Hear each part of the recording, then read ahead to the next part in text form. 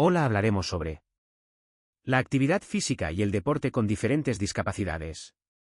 En esta unidad vamos a profundizar en las características generales de los diferentes grupos de personas con discapacidad y en los aspectos esenciales que deben tenerse en cuenta al diseñar y aplicar una práctica deportiva adecuada. El primer objetivo es comprender cómo se manifiestan las discapacidades físicas o motoras y reconocer qué elementos son determinantes para garantizar una práctica segura, funcional y adaptada. El segundo objetivo es familiarizarnos con las características de las personas con discapacidad sensorial, entendiendo cómo perciben el entorno y qué adaptaciones facilitan su participación en la actividad física. Por último, también abordaremos las características de las personas con trastornos del neurodesarrollo y trastorno mental, identificando los aspectos clave que permiten organizar una práctica deportiva eficaz, estructurada y ajustada a sus necesidades individuales. Vamos a conocer los aspectos más relevantes relacionados con las grandes categorías de discapacidad que pueden estar presentes en un contexto deportivo. La práctica de actividad física adaptada requiere comprender qué implicaciones tiene cada tipo de discapacidad en el movimiento, en la comunicación, en la percepción del entorno y en el funcionamiento emocional y cognitivo. A lo largo de esta unidad revisaremos las características generales de las personas con discapacidad físico-motora, con discapacidad sensorial y con trastornos del neurodesarrollo. Profundizaremos en cómo se expresan estas condiciones, cómo afectan al rendimiento, cuáles son las necesidades específicas de apoyo y qué precauciones debe tener en cuenta el profesional que dirige la actividad.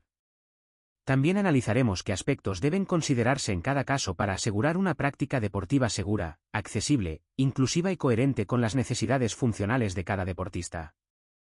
Comencemos por las discapacidades físico-motoras y la actividad física. La discapacidad motriz se define como una alteración del aparato motor causada por un funcionamiento deficiente del sistema nervioso central, del sistema muscular, del sistema óseo o de la interacción entre estos tres sistemas. Esta alteración dificulta o incluso puede imposibilitar la movilidad funcional de una o varias partes del cuerpo. Dentro de las discapacidades físico-motoras distinguimos tres grandes grupos.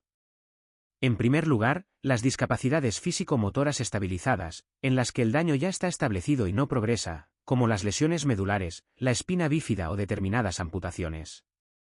En segundo lugar, las discapacidades físico-motoras progresivas, en las que se produce una pérdida gradual de la función motora a lo largo del tiempo, como ocurre en la esclerosis múltiple o en algunas distrofias musculares. Y en tercer lugar, las discapacidades físico-motoras de origen cerebral, en las que el problema se sitúa en el cerebro, como la parálisis cerebral, los traumatismos cráneoencefálicos o los accidentes vasculares cerebrales. En esta parte de la unidad nos centramos en las discapacidades físico-motoras estabilizadas y en las orientaciones básicas para la práctica deportiva con estos deportistas. Como mencionado anteriormente, para explicarlas podemos dividirlas en discapacidades físico-motoras estabilizadas y discapacidades físico-motoras progresivas. Sobre las discapacidades físico-motoras estabilizadas. Dentro de las discapacidades físico-motoras estabilizadas encontramos tres grandes bloques que aparecen de forma recurrente en la literatura y en la práctica deportiva: las lesiones medulares, la espina bífida y las amputaciones o malformaciones congénitas. Cada una de ellas tiene causas, manifestaciones y necesidades de intervención específicas, pero comparten un punto en común: es posible y deseable realizar actividad física adaptada, siempre que se respeten las características individuales y se apliquen las medidas de seguridad necesarias. Las primeras estabilizadas son lesiones medulares, paraplegias y tetraplegias. El traumatismo de la columna vertebral es una afección crónica y muy impactante. En la actualidad, la lesión medular es irreversible y afecta con más frecuencia a personas jóvenes, especialmente varones, siendo una de las principales causas los accidentes de tráfico. La lesión medular no solo tiene consecuencias motoras y fisiológicas, sino que afecta también al ámbito familiar, social y emocional. La persona debe reorganizar su vida, su autonomía y sus relaciones, por lo que el proceso de readaptación es complejo y continuo. Cuando hablamos de lesiones medulares podemos encontrar distintos patrones de afectación. La hemiplegia o hemiparesia implica la parálisis de las dos extremidades de un mismo lado del cuerpo y suele deberse a una trombosis o embolia cerebral que lesiona la corteza motora, a traumatismos craneales o a procesos infecciosos. La paraplegia es la parálisis de las extremidades inferiores y de la parte baja del cuerpo, causada por una lesión en la médula espinal a nivel dorsal o lumbar. La tetraplegia o tetraparesia implica la afectación de las cuatro extremidades y aparece cuando la lesión se sitúa en la región cervical de la médula. La altura de la lesión es un aspecto decisivo. Las lesiones por encima de la cuarta vértebra cervical pueden hacer necesario el uso de un ventilador para ayudar a la respiración. Las lesiones entre C4 y C7 afectan a los 4 miembros con diferente intensidad según el nivel exacto, configurando una tetraplegia en la que, en algunos casos, se conserva algo de movilidad o sensibilidad en miembros superiores. Las lesiones en las vértebras torácicas, las 12 dorsales, suelen afectar al tronco y a las piernas, dando lugar a una paraplegia. Las lesiones en las vértebras lumbares y sacras disminuyen el control de los flexores de cadera y de las piernas. En cuanto a la práctica deportiva, los objetivos iniciales del tratamiento se centran en el abordaje del choque espinal y en la estabilización de la zona lesionada. A partir de ahí, la readaptación física incide en mantener la amplitud articular mediante ejercicios pasivos y activos, en desarrollar la musculatura que no está paralizada y en entrenar tareas que permitan la máxima autonomía posible en la vida diaria. Los ejercicios en el suelo son muy útiles para mantener la flexibilidad del tronco y de las extremidades superiores, trabajando desplazamientos, cambios de postura, movilización de extremidades paralizadas y gestos útiles en un contexto lúdico y compartido con otras personas. También se emplean ejercicios en silla de ruedas, tanto dinámicos como de contrarresistencia, por ejemplo con pesos ligeros, para potenciar la musculatura de brazos y del tronco no afectado. La posición de pie, mediante bipedestadores u otros dispositivos, es muy recomendable en personas con paraplegia, porque ayuda a prevenir complicaciones como la osteoporosis, las contracturas, los problemas intestinales y renales, y contribuye de forma positiva al estado general de salud. En muchos casos es necesario trabajar la función respiratoria, especialmente en lesiones altas. Es importante desarrollar los músculos respiratorios, mantener la caja torácica flexible y aprender técnicas eficaces de tos para eliminar secreciones y prevenir infecciones pulmonares. Durante la práctica deportiva con personas con lesión medular es imprescindible controlar la temperatura corporal, la hidratación, la frecuencia cardíaca y el estado de la piel en zonas sin sensibilidad, donde pueden aparecer úlceras por presión sin que la persona perciba dolor. También es fundamental trabajar la flexibilidad para evitar contracturas y potenciar al máximo la musculatura no afectada para favorecer la autonomía. El deporte tiene un papel clave en la readaptación a la nueva realidad. No solo mejora la condición física, sino que ayuda a encontrar nuevos objetivos, a reforzar la autoestima y a facilitar la integración social. Existen programas específicos, como los programas de actividad física adaptada en hospitales o federaciones de deporte adaptado, que utilizan el deporte como herramienta de rehabilitación y de inclusión. La segunda es, la espina bífida. ¿Qué es la espina bífida? Es una malformación congénita que se produce durante el periodo prenatal. Consiste en un error de unión entre el tubo neural y los arcos vertebrales posteriores.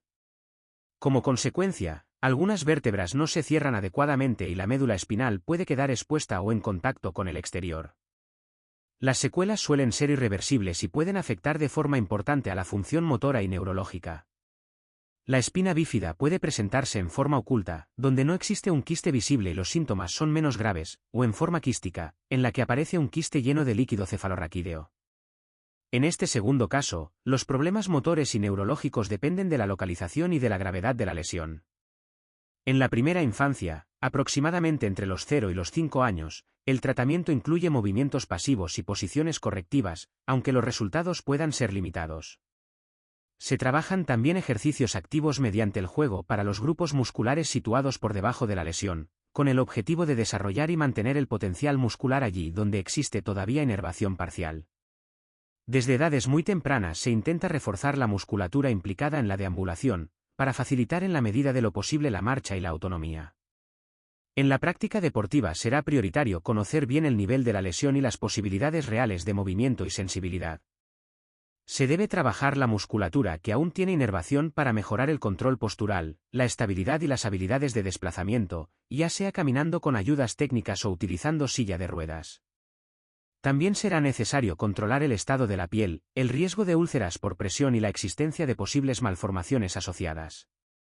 El deporte y la actividad física, correctamente adaptados, pueden ayudar a mejorar la fuerza de la musculatura disponible, la coordinación, el equilibrio, la autoestima y la participación social. Y tercero, las amputaciones y malformaciones congénitas. Una amputación es la pérdida total o parcial de una extremidad. Esta pérdida puede producirse por diferentes causas. Puede ser congénita, cuando existe una ausencia de formación embrionaria de toda o parte de la extremidad. En este caso hablamos de amelia cuando hay ausencia total de una o más extremidades, y de meromelia cuando la ausencia es parcial. También puede ser traumática, debido a accidentes laborales, de tráfico, quemaduras, electrocuciones o atentados. Otra causa son los procesos tumorales, cuando la amputación es necesaria por tumores primarios o metástasis. Finalmente, existen amputaciones de origen vascular, frecuentes en adultos con diabetes o arteriosclerosis avanzada. Las malformaciones congénitas son alteraciones anatómicas que aparecen durante la etapa intrauterina y que pueden afectar a órganos, extremidades o sistemas completos. Sus causas pueden estar relacionadas con factores ambientales, genéticos, deficiencias nutricionales o exposición a sustancias nocivas. Algunos ejemplos son la fisura palatina, el labio leporino o la estenosis esofágica. En el ámbito deportivo, una de las primeras cuestiones a considerar en una persona con amputación es cómo se ve afectado su centro de gravedad, especialmente si la amputación afecta a los miembros inferiores. Los cambios en el apoyo, la simetría y el equilibrio tienen repercusión directa sobre la marcha, los desplazamientos y la ejecución de gestos deportivos. Gracias a los avances en la tecnología de las prótesis, la participación en la actividad física y en el deporte puede ser muy elevada e incluso plena. Existen prótesis específicamente diseñadas para correr, saltar, pedalear o practicar diferentes modalidades deportivas.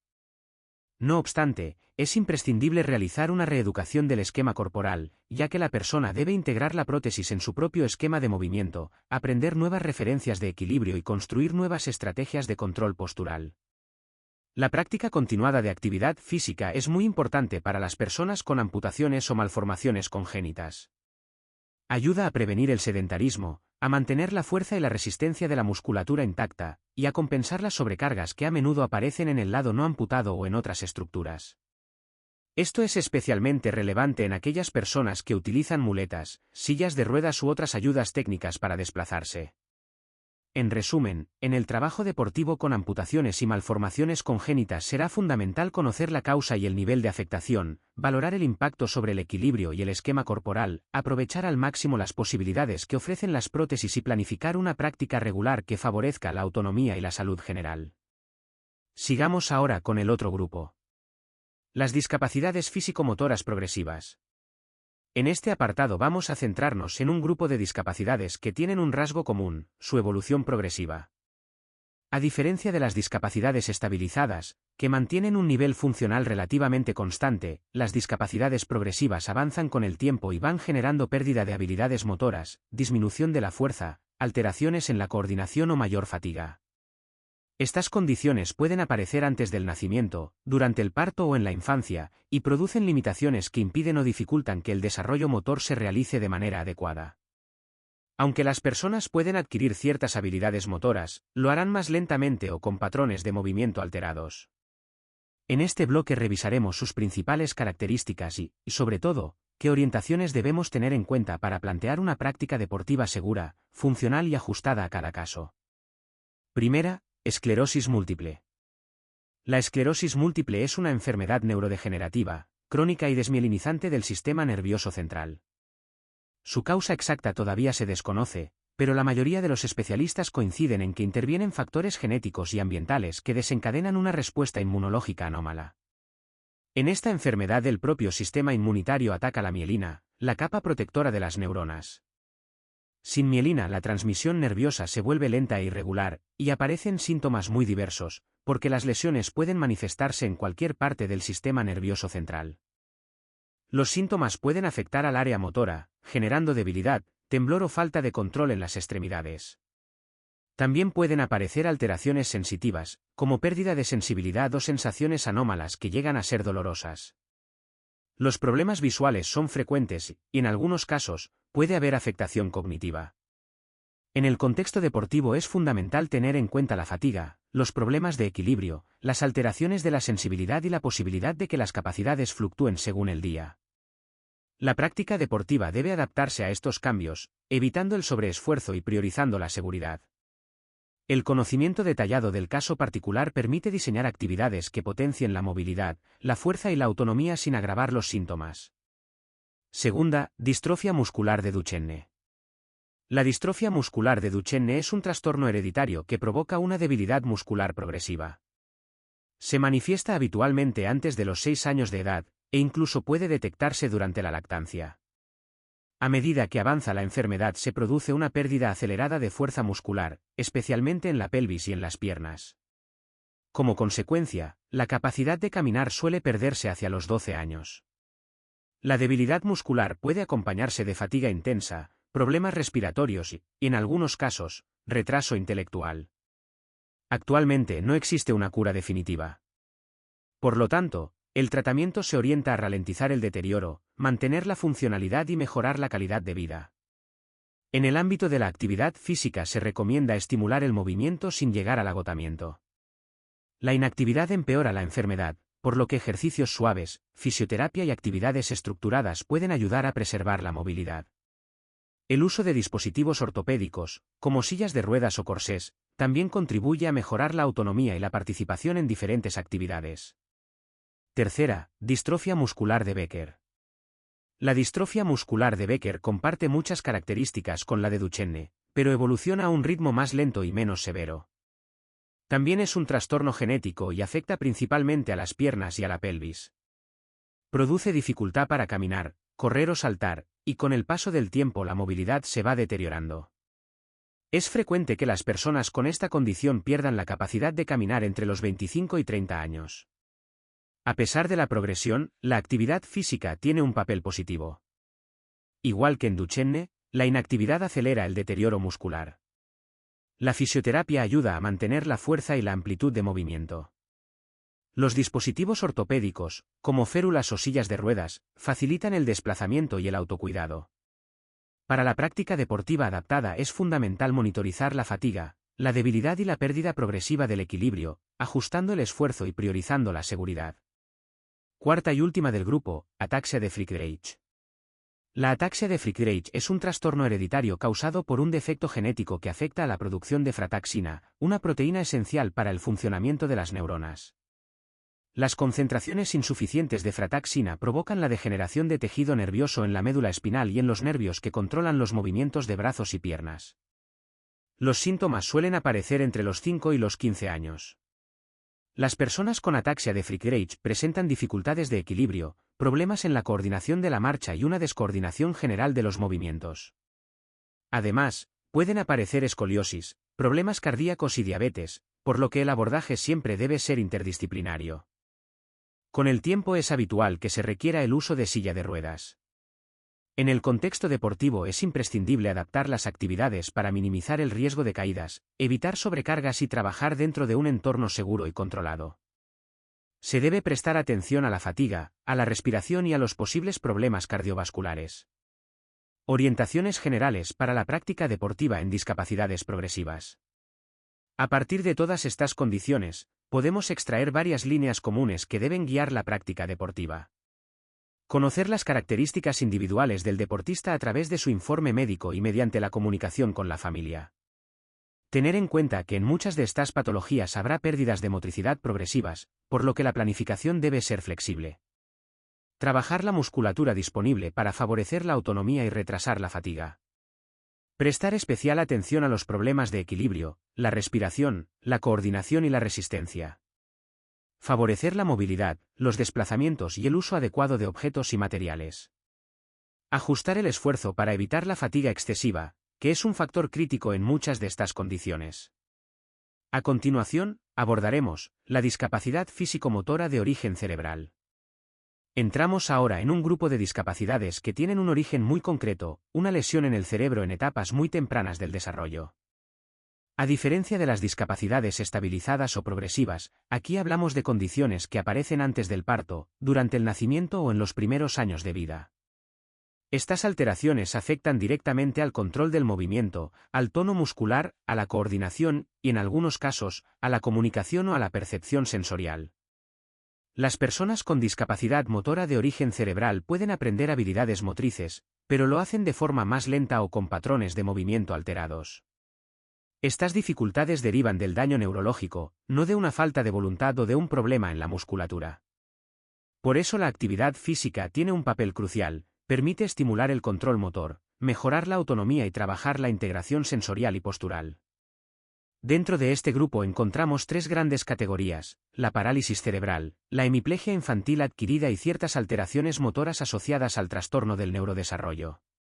Cada una tiene características específicas y requiere una intervención cuidadosa. Primera, parálisis cerebral. La parálisis cerebral es un trastorno neurológico permanente que afecta al movimiento y a la postura. Se produce por una lesión en el cerebro inmaduro, normalmente antes del nacimiento, durante el parto o en los primeros meses de vida. Dependiendo del lugar y la extensión de la lesión, los síntomas pueden variar enormemente. Las manifestaciones más comunes son alteraciones del tono muscular, dificultades para mantener el equilibrio, patrones de movimiento involuntarios, falta de coordinación fina y problemas en la motricidad gruesa. Algunas personas presentan espasticidad, que es un aumento anormal del tono muscular, otras presentan movimientos involuntarios llamados atetosis, y otras muestran problemas de equilibrio y coordinación propios de la ataxia. En la práctica deportiva, la intervención debe centrarse en mejorar el control postural, regular el tono muscular y facilitar movimientos funcionales que favorezcan la autonomía. Es importante estructurar las sesiones, ofrecer apoyos visuales y táctiles, y adaptar tareas que permitan la participación activa sin generar frustración. Además, puede ser imprescindible el uso de productos de apoyo como andadores, férulas o sillas de ruedas deportivas. La constancia, la repetición de patrones correctos y un entorno seguro son claves para progresar. Segunda, hemiplegia infantil adquirida.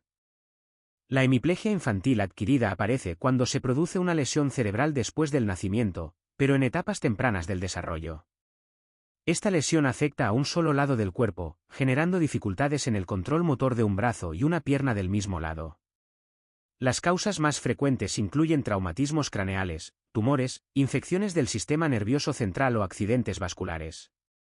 Aunque la afectación motora se concentra en un hemicuerpo, puede haber repercusiones en la coordinación, la percepción del propio cuerpo y la capacidad para realizar acciones bimanuales. En la actividad física adaptada es fundamental trabajar la coordinación entre ambos lados del cuerpo, estimular la participación del lado afectado y evitar que el deportista compense siempre con el lado sano. Las tareas deben ser progresivas, motivadoras y centradas en el control postural, la simetría y la integración funcional del movimiento. El refuerzo positivo y la práctica repetida ayudan a consolidar patrones motores adecuados, siempre respetando los ritmos individuales. Tercera y última del grupo, alteraciones motoras asociadas a trastornos del neurodesarrollo. En este grupo se incluyen aquellas condiciones en las que la dificultad motriz no es consecuencia exclusiva de una lesión cerebral localizada, sino de un funcionamiento neurológico alterado propio de ciertos trastornos del neurodesarrollo, como el trastorno del espectro autista o el trastorno del desarrollo de la coordinación.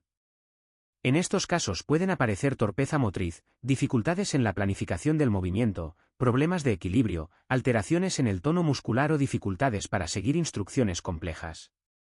A menudo estas dificultades motoras vienen acompañadas de alteraciones sensoriales, problemas de comunicación o dificultades en la regulación emocional. En el contexto deportivo, la metodología debe ser especialmente estructurada. Son necesarias rutinas claras, tareas previsibles, consignas breves y apoyos visuales. Se recomienda trabajar habilidades motrices básicas con progresiones muy graduales, reforzar la coordinación y utilizar actividades que resulten significativas y motivadoras para la persona. La seguridad emocional es tan importante como la seguridad física. Un entorno tranquilo, comprensible y estable facilita el aprendizaje motor. Síntesis general. La discapacidad físico-motora de origen cerebral afecta al control del movimiento desde etapas muy tempranas del desarrollo. Las personas pueden aprender, progresar y participar activamente, pero necesitan una intervención bien planificada, estructurada y ajustada a sus particularidades neurológicas. Hablemos ahora sobre la discapacidad sensorial y la actividad física. Las personas con discapacidad sensorial presentan una disminución significativa en la cantidad de información que reciben del entorno a través de una o varias modalidades sensoriales. Cada sentido aporta estímulos distintos que permiten al niño construir su conocimiento del mundo, y por eso el desarrollo auditivo y visual está estrechamente relacionado con el aprendizaje y el desarrollo integral. En muchas ocasiones persisten mitos que es necesario corregir. Por ejemplo, no todas las personas sordas son mudas. La mayoría pueden hablar, ya que no presentan un problema en las cuerdas vocales. La dificultad se sitúa en el aprendizaje del habla debido a la falta de acceso al sonido. Dentro de este bloque se estudian dos grandes grupos, la discapacidad auditiva y la discapacidad visual.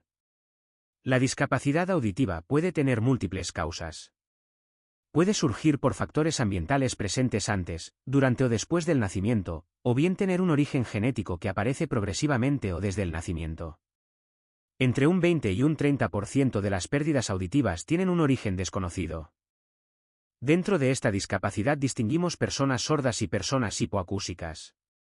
Aunque existen varias clasificaciones, se utiliza habitualmente la basada en los decibelios perdidos. Audición normal de menos 10 a 20 decibelios. Pérdida ligera de 20 a 40 decibelios. Pérdida media de 40 a 70 decibelios. Pérdida severa de 70 a 90 decibelios. Pérdida profunda por encima de 90 decibelios. La cofosis o pérdida total de audición es poco frecuente y suele situarse por encima de los 120 decibelios. Para entender mejor la clasificación, se describe cómo se manifiestan estas pérdidas. En sorderas leves hay percepción del habla, pero no de todos los contrastes fonéticos. En sorderas medias hay dificultades para percibir el habla y suelen aparecer retrasos en el lenguaje. En sorderas severas se perciben sonidos ambientales o vocálicos, pero no consonantes. En sorderas profundas no hay percepción del habla y la voz aparece muy alterada. En la discapacidad auditiva primeramente las alteraciones a nivel motriz, cognitivo y afectivo social. A nivel motor, existen alteraciones vinculadas a la afectación del sistema vestibular en algunos casos. Estas alteraciones pueden provocar retraso en la adquisición de la marcha. Retraso en el conocimiento del propio cuerpo debido a la falta inicial de terminología. Problemas de equilibrio estático y dinámico. Dificultades en el control postural. Alteraciones en movimientos simultáneos, coordinación locomotriz y velocidad de reacción. No existen diferencias significativas en habilidades motrices gruesas. A nivel cognitivo, la sordera en sí misma no determina un desarrollo inferior. Lo que condiciona el desarrollo es la falta de experiencias sensoriales, físicas y sociales, y sobre todo la ausencia de un lenguaje estructurado para construir el conocimiento. A nivel afectivo-social, las personas con discapacidad auditiva encuentran importantes dificultades en la interacción social porque gran parte de la información se transmite mediante lenguaje oral o escrito. Además, la lengua de signos no es conocida por la mayoría de la población. Por ello pueden aparecer actitudes como incomunicación o limitación de la experiencia debido al acceso incompleto a la realidad. Dependencia de familiares que les sirven de mediadores con el entorno. En la discapacidad auditiva, segundo los aspectos a tener en cuenta y orientaciones para la práctica deportiva. Desde el punto de vista deportivo, el entrenador debe considerar las siguientes orientaciones para facilitar la participación del deportista con discapacidad auditiva. Es esencial reforzar la comunicación visual. Las explicaciones deben realizarse de frente, asegurando una buena iluminación y evitando tapar la boca, ya que muchos deportistas utilizan la lectura labial. Las demostraciones deben ser claras y preferiblemente ejecutadas antes de iniciar la actividad. Para indicar cambios o instrucciones específicas se recomienda el uso de señales manuales, gestos consensuados y apoyos visuales. Es conveniente evitar dar indicaciones mientras el deportista está girado o en movimiento si esto impide que vea al entrenador. También debe minimizarse el ruido ambiental que pueda interferir con la percepción de vibraciones o señales visuales. En actividades grupales, el entrenador debe garantizar que todas las instrucciones sean visibles para la persona con discapacidad auditiva. Es recomendable situarla en primera fila o en un lugar donde mantenga contacto visual directo con la explicación. Las actividades deben contemplar tiempos adecuados para la comprensión y la anticipación, especialmente en tareas novedosas. También puede ser útil establecer rutinas estables en la estructura de la sesión. Seguidamente, analizaremos la discapacidad visual. En este apartado voy a explicarte qué entendemos por discapacidad visual, cómo afecta al desarrollo y qué elementos debemos considerar cuando trabajamos con deportistas con este tipo de discapacidad. La discapacidad visual incluye tanto la ceguera, entendida como una pérdida total o casi total de la visión, como la deficiencia visual, que supone algún tipo de alteración en el sistema visual. Esta alteración puede afectar a la agudeza visual, al campo visual, a la sensibilidad al contraste o al reconocimiento cromático, influyendo en los comportamientos y en la forma en que la persona percibe el entorno. Según la Organización Mundial de la Salud, consideramos ceguera cuando la persona no percibe la luz o conserva menos del 5% de visión funcional, o cuando su campo visual queda reducido a menos de 10 grados.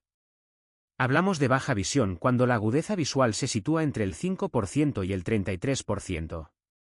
Las personas con visión normal acostumbran a disponer de un campo visual amplio, que abarca 90 grados hacia el exterior, 60 hacia el interior y 70 grados hacia arriba y hacia abajo. Por lo tanto, dentro de la discapacidad visual distinguimos dos grandes grupos, personas ciegas y personas con deficiencia visual. En la discapacidad visual tenemos alteraciones a nivel motriz, cognitivo y afectivo-social. A nivel motor, es común que aparezcan retrasos en el desarrollo debido a la falta de estimulación visual. La ausencia de visión reduce las experiencias motrices y dificulta la construcción de un modelo corporal propio. Como resultado, pueden aparecer dificultades en el control postural, el equilibrio estático y dinámico, los desplazamientos, que suelen ser más lentos, imprecisos y con balanceo lateral del cuerpo, los lanzamientos y las recepciones, ya que la referencia visual es fundamental en estas tareas. Además, pueden aparecer problemas de orientación y movilidad, como inseguridad, desconocimiento del entorno, movimientos estereotipados, dificultades para correr o problemas para organizar el espacio y el propio esquema corporal. A nivel cognitivo, la falta de estimulación visual influye en la formación de conceptos y en la construcción de mapas cognitivos. Esto puede generar errores conceptuales que afecten al lenguaje, a la comprensión del entorno y a la percepción del propio cuerpo. En el plano afectivo-social, las necesidades emocionales son las mismas que en cualquier niño o niña sin discapacidad. Sin embargo, su autoestima puede verse afectada, especialmente cuando la familia o el entorno no proporcionan seguridad, apoyo y oportunidades para explorar mediante estímulos auditivos y táctiles.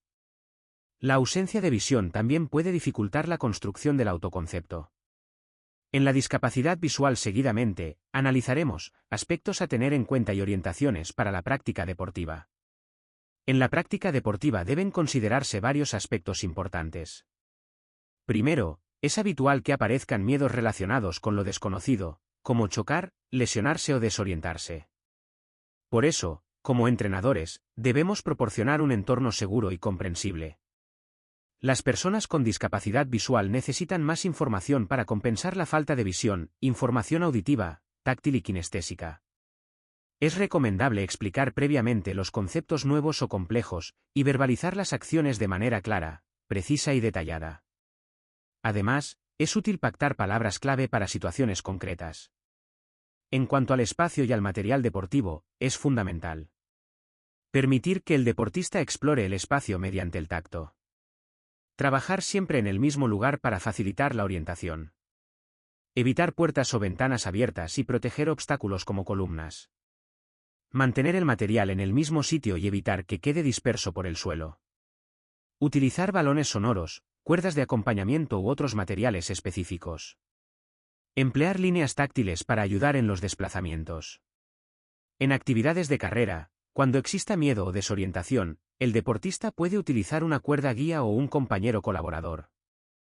También es importante incentivar el uso del resto visual en aquellos deportistas que aún conservan visión funcional, y promover una práctica física regular para mejorar su autonomía y salud. En resumen, debemos ofrecer seguridad, explicaciones claras, apoyo táctil y auditivo, un espacio organizado y materiales adaptados que faciliten la participación activa del deportista con discapacidad visual. Hablemos ahora sobre los trastornos del desarrollo, el trastorno mental y la actividad física. En este bloque voy a explicarte cómo influyen los trastornos del desarrollo y los trastornos mentales en la práctica deportiva, y qué aspectos debemos conocer para planificar una actividad física adecuada, estructurada y ajustada a las necesidades de cada persona. La práctica deportiva puede convertirse en una herramienta terapéutica, educativa y social muy valiosa, siempre que se adapten las condiciones y la metodología a las características del deportista. Primero, las definiciones. Cuando hablamos de trastornos del desarrollo hacemos referencia a alteraciones que aparecen en la infancia y que afectan a diferentes áreas del funcionamiento. Pueden influir en el lenguaje, en la comunicación, en la conducta, en la atención o en las habilidades sociales.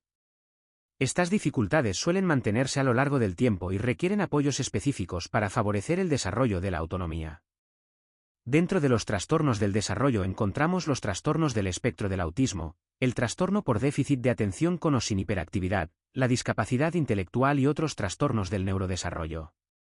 Todos ellos pueden repercutir en el aprendizaje motor, en la interacción social y en la organización del comportamiento durante la actividad física. Por otra parte, cuando hablamos de trastorno mental nos referimos a alteraciones que afectan a la conducta, a las emociones o al pensamiento. Estos trastornos pueden influir en la motivación, en la estabilidad emocional, en la percepción del entorno y en la participación en actividades. En muchos casos requieren apoyos educativos y ambientales, así como rutinas de trabajo muy estructuradas. En la misma línea, las características y alteraciones en las diferentes dimensiones. Los trastornos del desarrollo y los trastornos mentales pueden producir dificultades en tres grandes ámbitos: en el desarrollo motor, en el funcionamiento cognitivo y en el plano afectivo-social. A nivel motor pueden aparecer dificultades en el equilibrio, la coordinación, la organización del movimiento o el control postural. En algunos casos los desplazamientos pueden ser torpes o imprecisos, y la regulación del esfuerzo puede resultar complicada. En el plano cognitivo encontramos dificultades relacionadas con la atención, la planificación de las acciones, la anticipación, la comprensión de consignas o la memoria de trabajo. Muchas tareas deportivas requieren seguir varios pasos, imitar modelos o adaptarse rápidamente a cambios, y estas capacidades pueden verse afectadas en algunos trastornos del neurodesarrollo. En el ámbito afectivo y social es habitual encontrar dificultades en la expresión de emociones, en el reconocimiento de señales sociales, en la gestión de la frustración o en la interacción con otros compañeros. La motivación puede fluctuar, la tolerancia a la espera puede ser baja y pueden aparecer conductas desajustadas ante situaciones imprevistas o muy estimulantes. Por todo ello, la actividad física debe ser cuidadosamente planificada, con rutinas claras, tareas estructuradas, consignas simples y un entorno estable que reduzca la incertidumbre. Esto facilita la participación y permite que el deportista disfrute de la actividad. El trastorno del espectro del autismo y el trastorno por déficit de atención con o sin hiperactividad. Voy a explicarte ahora las características más relevantes del autismo y del trastorno por déficit de atención con hiperactividad, porque ambos tienen implicaciones directas en la práctica deportiva y requieren estrategias específicas para su abordaje. Trastorno del espectro del autismo, TEA. El trastorno del espectro del autismo se caracteriza por dificultades en la comunicación social y por patrones de conducta que pueden ser rígidos, repetitivos o muy centrados en intereses específicos. Puede haber poca flexibilidad para cambiar de actividad y dificultades para comprender normas implícitas o situaciones de grupo. A nivel motor pueden aparecer problemas de equilibrio, torpeza motriz, dificultades en la coordinación y movimientos repetitivos o estereotipados. La percepción sensorial también puede estar alterada. Algunas personas muestran hipersensibilidad al ruido, a ciertos estímulos táctiles o a luces intensas, mientras que otras presentan hiposensibilidad y buscan estímulos de manera constante. En el ámbito cognitivo pueden existir dificultades en la comprensión de consignas complejas, en la anticipación de secuencias y en la organización de tareas encadenadas. Por eso es útil utilizar apoyos visuales, demostraciones claras y rutinas estables. A nivel afectivo-social pueden aparecer dificultades para relacionarse con el grupo, para interpretar emociones ajenas o para adaptarse a situaciones nuevas. Es fundamental proporcionar un entorno previsible, seguro y bien estructurado que reduzca la ansiedad y facilite la participación. Trastorno por déficit de atención con o sin hiperactividad, TEA. El trastorno por déficit de atención con o sin hiperactividad se caracteriza por dificultades para mantener la atención, impulsividad, y en algunos casos, actividad motriz excesiva. En actividades deportivas esto puede traducirse en problemas para seguir instrucciones, para esperar el turno o para mantener la concentración durante un ejercicio. A nivel motor pueden aparecer movimientos impulsivos, dificultades en la regulación del esfuerzo y tendencia a actuar antes de pensar. En el plano cognitivo se observan problemas en la planificación, en la memoria de trabajo y en la atención sostenida. En el plano afectivo y social la impulsividad puede generar conflictos con otros compañeros, interrupciones frecuentes o frustración ante tareas que requieren precisión y calma. Para ambos trastornos es clave utilizar una metodología muy estructurada. Esto implica consignas breves y concretas, secuencias claras, tiempos de actividad moderados y refuerzos positivos que potencien la motivación. Las demostraciones visuales, la repetición y la anticipación de lo que va a ocurrir ayudan a que la persona mantenga la atención y participe con mayor seguridad. En el caso del TEA es útil dividir las tareas en fragmentos cortos, aumentar las pausas activas y evitar estímulos distractores. En el caso del TEA se recomienda mantener rutinas estables, anticipar cambios y utilizar apoyos visuales que permitan comprender qué se va a hacer en cada momento. La actividad física puede convertirse en un espacio muy beneficioso para ambos. Mejora la regulación emocional, favorece la socialización, reduce la ansiedad y potencia la autoestima, siempre que se adapten las condiciones a sus características individuales. Seguidamente, analizaremos los aspectos a tener en cuenta y orientaciones para la práctica deportiva. En este apartado voy a explicarte los principios fundamentales que debemos aplicar cuando trabajamos actividad física con personas que presentan trastornos del desarrollo o dificultades asociadas a su comportamiento, su organización interna o su regulación emocional. Para que la práctica deportiva sea eficaz, segura y motivadora, es esencial comprender que estas personas necesitan una estructura clara, un entorno previsible y una comunicación muy ajustada a sus características. El primer aspecto clave es la individualización. Cada persona muestra un perfil distinto de habilidades y dificultades, por lo que no podemos generalizar. Debemos conocer muy bien sus características, su nivel de autonomía, su capacidad de comprensión, sus reacciones emocionales y los factores que pueden facilitar o dificultar su participación. Un segundo aspecto es la importancia de la anticipación. Las personas con trastornos del desarrollo suelen sentirse más seguras cuando saben qué va a ocurrir, en qué orden y durante cuánto tiempo. Por eso es útil explicar el plan de la sesión, utilizar apoyos visuales o rutinas que permitan anticipar cada actividad. Esto reduce la ansiedad, mejora la concentración y evita conductas desajustadas. La estructuración del espacio también es esencial. Los límites deben estar claros, los materiales deben colocarse de forma ordenada y es fundamental evitar estímulos excesivos que puedan generar sobresaturación sensorial. Un entorno demasiado ruidoso o desorganizado puede dificultar la participación y desencadenar conductas desreguladas. En la metodología se recomienda utilizar consignas breves, claras y directas. Es preferible ofrecer una única instrucción cada vez y comprobar que la persona la ha comprendido. Las demostraciones visuales ayudan mucho más que las explicaciones abstractas. La repetición y la práctica guiada son fundamentales para consolidar aprendizajes motores. La motivación también desempeña un papel central. El uso de refuerzos positivos, el reconocimiento de los logros y la selección de actividades que resulten atractivas favorecen la implicación del deportista. Además, es importante introducir pausas breves y frecuentes para mantener la atención y evitar el agotamiento cognitivo o emocional. En cuanto al trabajo en grupo, es recomendable fomentar dinámicas cooperativas, actividades por parejas o pequeños grupos, y evitar situaciones que generen comparaciones constantes. Las tareas deben facilitar la interacción positiva, el respeto y la participación de todos. Por último, en la práctica deportiva con personas con trastornos del desarrollo debemos estar preparados para readaptar en cualquier momento. Las necesidades pueden variar de un día a otro, por lo que la flexibilidad del entrenador es una de las claves para ofrecer una intervención ajustada, eficaz y realmente inclusiva. Por último, algunos aspectos sobre el trastorno mental. En este último bloque voy a centrarme en los trastornos mentales y en cómo influyen en la práctica deportiva. Los trastornos mentales abarcan un conjunto muy amplio de condiciones que afectan al pensamiento, a las emociones y al comportamiento. Pueden generar cambios significativos en la motivación, en la relación con los demás, en la percepción del entorno y en la capacidad para regular el propio estado emocional. En un contexto deportivo, estas alteraciones pueden manifestarse de muchas formas. Algunas personas pueden mostrar ansiedad elevada, baja tolerancia a la frustración o dificultades para manejar situaciones de presión. Otras pueden presentar desmotivación, retraimiento o una respuesta emocional muy variable. También pueden aparecer episodios de irritabilidad, impulsividad o comportamientos imprevisibles que deben ser manejados con calma y profesionalidad. Por eso es esencial establecer un clima de confianza. La persona debe sentirse segura, acompañada y comprendida. El lenguaje debe ser respetuoso, cercano y no amenazante. Las correcciones deben hacerse de manera positiva, señalando alternativas y evitando confrontaciones directas que puedan aumentar el malestar. La actividad física debe planificarse con una intensidad adecuada y con progresiones graduales. Los esfuerzos muy prolongados o las tareas que generan presión excesiva pueden resultar contraproducentes. Es importante establecer metas realistas y reforzar continuamente la percepción de logro y competencia personal.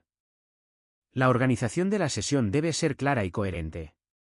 Una estructura estable reduce la incertidumbre y favorece la regulación emocional.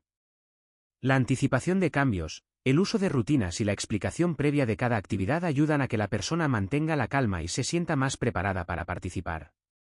Es fundamental observar constantemente el estado emocional del deportista. Señales como aislamiento, cambios bruscos de humor, irritabilidad o desmotivación requieren ajustes inmediatos en la metodología o en las tareas propuestas. La comunicación con profesionales sanitarios, cuando es posible, también puede aportar información valiosa para adaptar la actividad de forma segura. En algunos casos será necesario ofrecer apoyos individualizados o supervisión más cercana.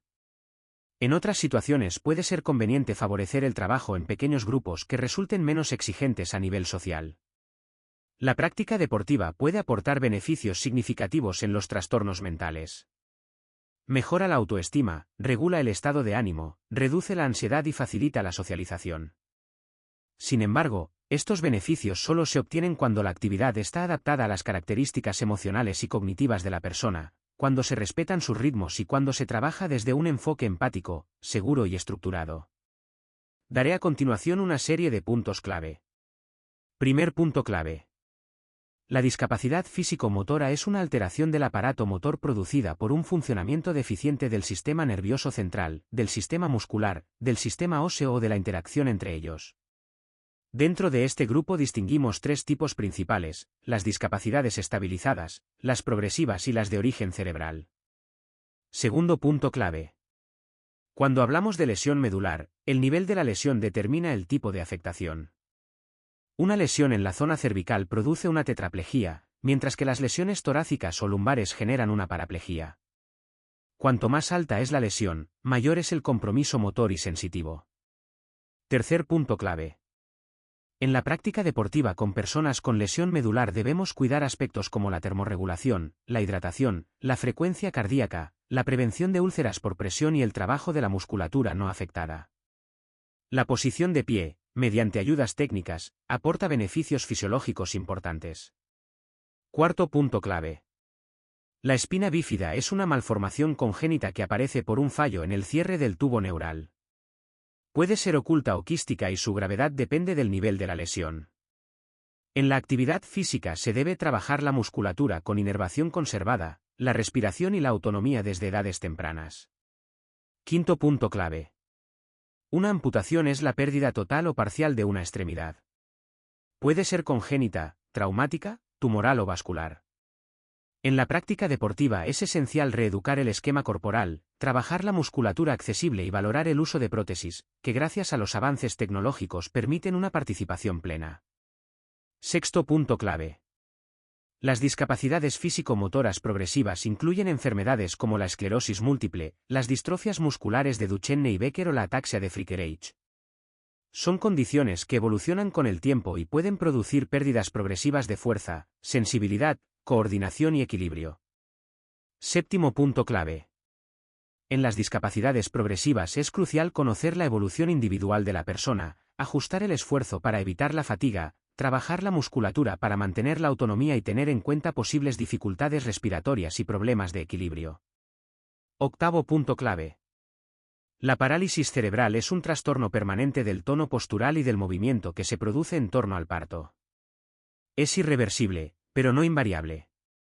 La afectación depende del tipo de lesión cerebral y puede incluir alteraciones motoras, sensoriales y comunicativas. Noveno punto clave. En la parálisis cerebral, la participación en actividad física requiere estructurar bien las tareas, evitar estímulos que puedan generar descoordinación y trabajar la movilidad, el equilibrio, la respiración y la relajación muscular. Cada persona presenta un perfil funcional único. Décimo punto clave. La discapacidad auditiva implica distintos grados de pérdida de audición.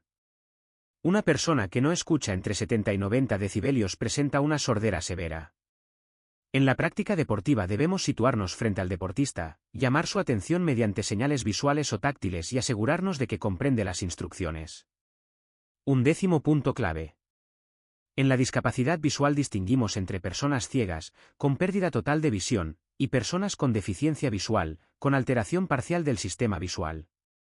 En la actividad física debemos administrar más información verbal y táctil para compensar la falta de estímulos visuales. 12º punto clave.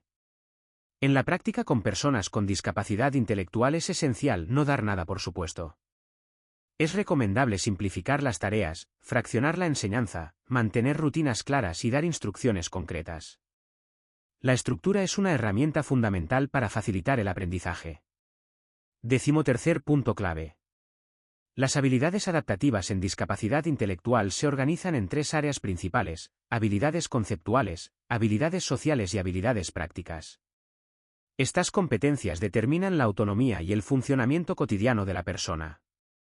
14º punto clave. El trastorno del espectro autista se caracteriza por dificultades en la comunicación social, rigidez conductual, necesidad de rutinas, hipersensibilidades y, en algunos casos, rechazo al contacto corporal. La anticipación, la estructura y las instrucciones claras son esenciales en la actividad física. 15º punto clave. El trastorno por déficit de atención e hiperactividad se manifiesta por dificultades para mantener la atención, impulsividad y exceso de movimiento. Las tareas deben ser breves, dinámicas, con normas simples y cambios de actividad que mantengan la motivación. 16º punto clave. El trastorno mental puede afectar la percepción, el pensamiento, la emoción y la conducta. En la actividad física es vital crear un entorno de seguridad emocional, evitar sobrecargas y favorecer actividades que generen bienestar, autorregulación y cohesión grupal. 17º punto clave. En todos los tipos de discapacidad es imprescindible conocer el informe médico, dialogar con la persona o con la familia, cuando sea necesario y observar continuamente durante la práctica.